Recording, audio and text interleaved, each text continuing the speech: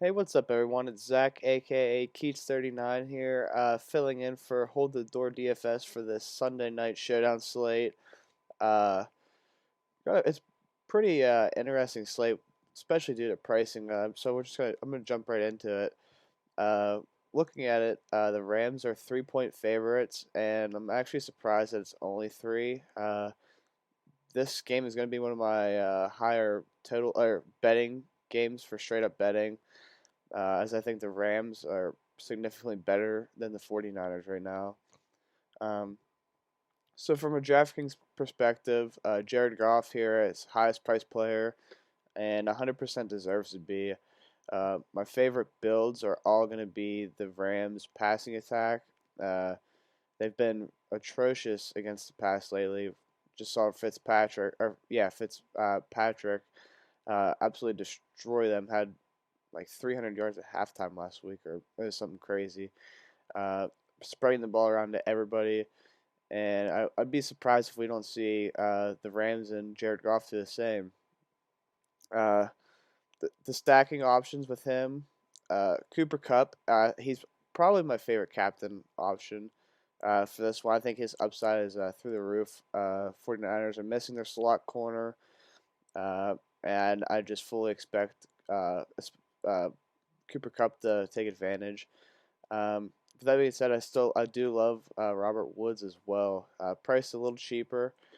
Um, a lot of these they like to kind of go back and forth on big games, but honestly, I'm fine with playing both of them still. Honestly, my main lineups will probably have both of them, especially because of a couple other pricing flaws on the slate. Um, then you Tyler Higbee.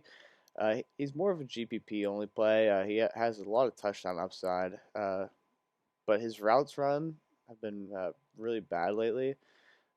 Only running a few more, or I don't even know if he still is. Through the first 4 weeks, he was barely running more routes than Everett when Everett was healthy.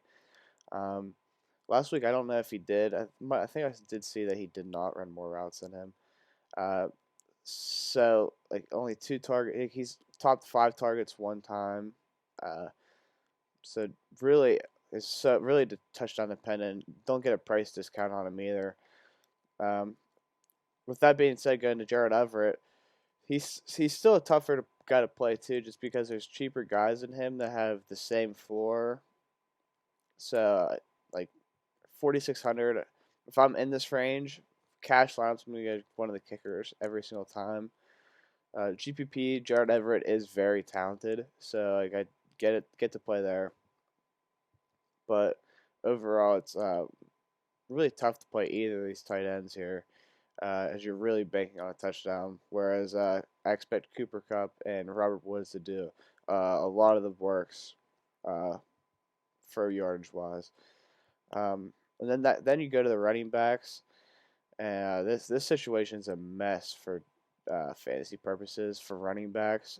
Darrell Henderson is probably the clear cut favorite, but on this showdown slate, Darrell Henderson's 7,600, while Cam Akers is 2,000.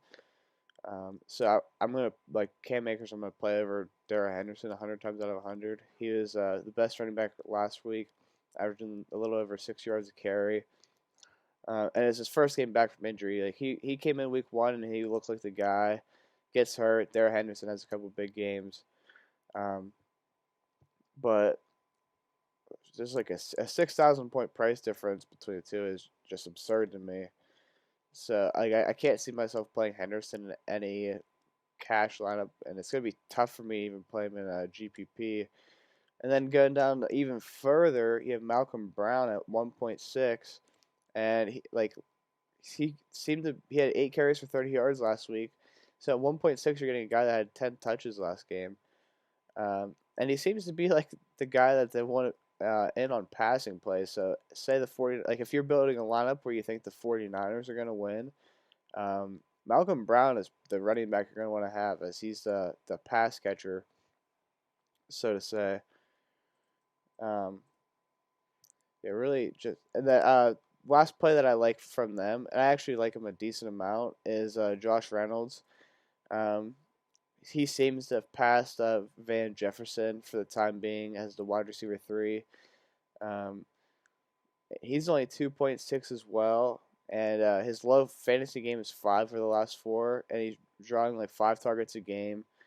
Um, Under 3K, like a lot of showdowns, you do not get this, so that's kind of what makes it tougher. As normally when you're digging down in these groups, you're praying you get like 5 points, or you're praying that they outscore a kicker. Uh, and a lot of these guys, especially the Rams guys, like all have chances to, and all kind of have floors too. So like even if they don't have outscore the kickers game, you're still you feel like they're not gonna kill you, which is really rare in showdowns. Um, Over to the 49ers side of the ball, their highest priced player for them is George Kittle, rightfully so. Um, he over the last couple years has smashed the Rams. Um, Probably my favorite player for them. Although Raheem Mostert, I think, has a very good chance to be their high scorer, but I don't feel as confident in him. Just because the 49ers will do some weird stuff with their running backs. Like last week, I didn't expect to see Mostert that much, as McKinnon had been playing really well. Mostert was coming back from not a bad injury, but a painful injury.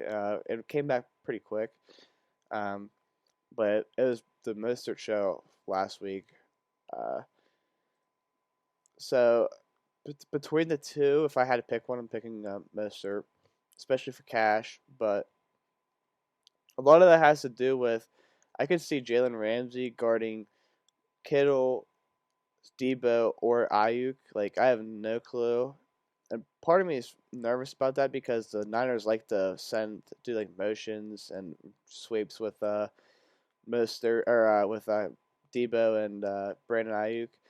So I could see Jalen Ramsey deciding just to usually shot as the best guy. I could just see it being George Kittle this week. So I think there's a little risk there, but he still has the highest upside by a 49er by a lot. Um, then you get a Jimmy G. He looked like he was rushed back from an injury, benched at halftime, which I don't know if that was. I didn't see if that was to protect him or because he was playing bad. But I would guess he's backed up pretty close to 100% for this game. Um, Pretty cheap price for a quarterback at 9.6. Um, Still don't think I love him much. Like I don't know, the whole system there, just not a very high upside quarterback. Um, so like I prefer Raheem Mostert over him at the price, which like normally almost any other QB I'd prefer in Showdown, but this one I just think that matchup plus how he looked last week plus just his overall role with the 49ers. He's just a game manager and he's good at it. Like got the we've seen we see his record with the 49ers. Got him to the Super Bowl last year as a game manager. Um, but I just don't see him as much more than that. Moving on to Debo Samuel and Brandon Ayuk are both playing. They're like by far the wide receiver one, wide receiver two for them, playing like every single snap. And Shanahan is one of those guys. He's going to get him involved. So I think that both of them are in play here. Um, would like to avoid whoever gets Ramsey. Like that's probably the biggest take for the slate is pick the guy that does not guard Ramsey for, on the 40 or does not get guarded by Ramsey by the 49ers. Um, so I think both have upside. Like both against the Dolphins had really bad games last week. Um, but even like their bad games, they posted like 8 points each, which at the prices is like it's not bad, like not terrible for this showdown. Um, but yeah, so and Kendrick Bourne I think is in play as well. He's playing the slot for them. Um, does not have much upside, but we know he is targeted at his fair share in the red zone. Um, probably the number 2 option in the passing game behind George Kittle in the red zone. As crazy as that sounds. Um, but he's another guy priced below the kickers that every single game this year, pretty much, he outscored the kickers' average game. So definitely have interest. And then finally for GPP, Jerick McKinnon.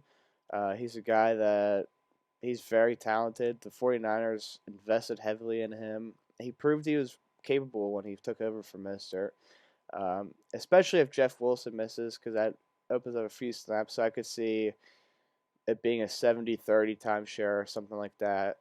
And that if he gets that 30%, if he's playing passing downs, maybe he has upside. He's just I think I'm a really big Jerry McKinnon fan. Anyone that uses player profile, you see how physically gifted this guy is.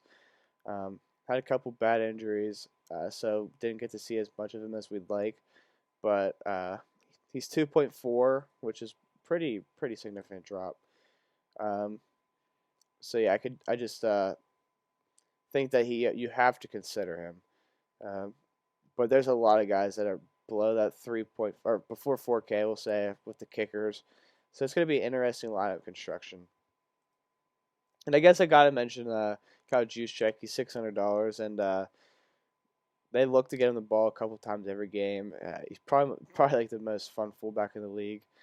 We saw in the Super Bowl how big a role he can have. So yeah, I think he's in play for if you're max entering a GPP or something. Yeah, but that about does it. For the most part, even it's gonna be weird because if like personally, I think that the Rams win this game. So you'd say you stack the 49ers pass catchers with the Rams rushing attack, but I'm actually gonna be doing the opposite. So it'll be interesting to see how it turns out. Where I want the Rams pass catchers versus, and I'm gonna put the Rams pass catchers with Raheem Mostert. So pretty interesting slate. I think there's a lot of different caption options. For cash, I'm gonna play one of the either Goff, Woods, or Cup. But Kittle obviously has a ton of upside. Um, both keep saying Tevin Coleman. Raheem Mostert also has upside if he happens to get 20 touches, which I think he had a very good chance to last week before they were down 500 against the Dolphins. Yeah, for the most part, there's enough cheap options where I'm just staying at the top for captain though. So yeah, that does it. Good luck everyone on this NFL Sunday. Look forward to seeing all the green screens. Peace.